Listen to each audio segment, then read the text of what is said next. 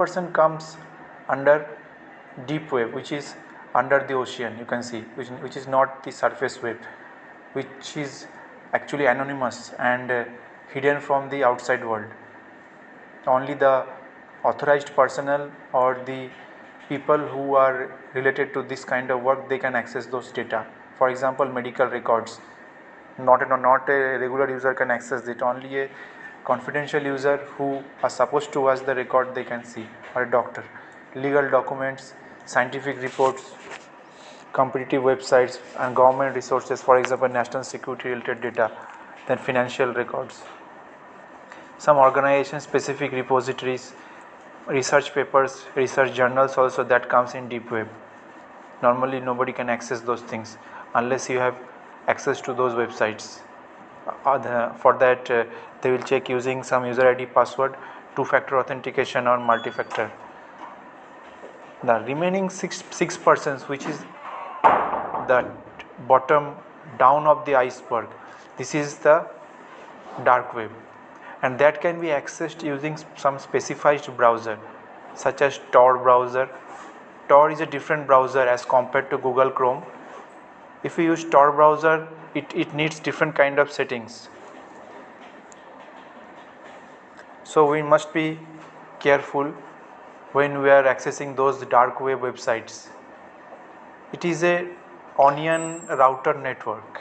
This is an onion router network, and this is also encrypted sites. That means nobody can see the data. Data is in unreadable format. Between the sender and receiver, this data can't be hacked by the outsiders. Even let's say somebody hacked the data, it is in unreadable format. That is why it is encrypted. There is a password for that. That password can be shared between the sender and the receiver. So what are the things comes in Tor encrypted sites? Drug trafficking, private communications, political protest, illegal information, that we will study much deeper and much details in the upcoming slides.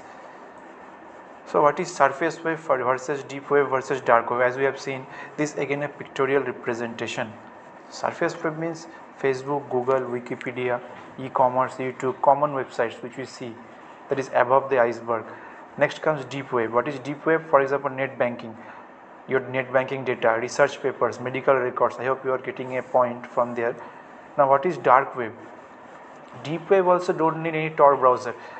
Your regular browser also you can use to access the deep web, but that has a specified links, and that links is generally not shared in Google. Unless your organization share that, you will not able to know, no outsiders will be able to know about that, because it has a user ID, password, and some other two-factor, multi-factor authentication kind of thing. And last is dark web.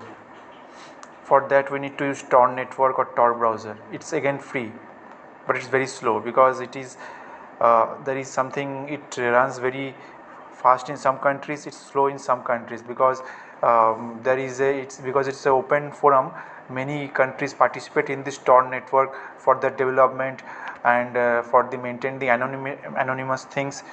So it varies. Unless you are known to that deep web or dark web market, you can't access the Tor browser related sites properly. You will find it's always in a hanging mode. Hanging mode means browser is not opening, it is just loading and loading. Even your network is very fast. That's because you are not, so many people are trying to access that website at a time, and only the people who are linked to those market, they will be allowed, they will be given the access by maintaining the anonymous things. So illegal information, private forums, private networks, hidden wiki. You can search in Google about hidden wiki.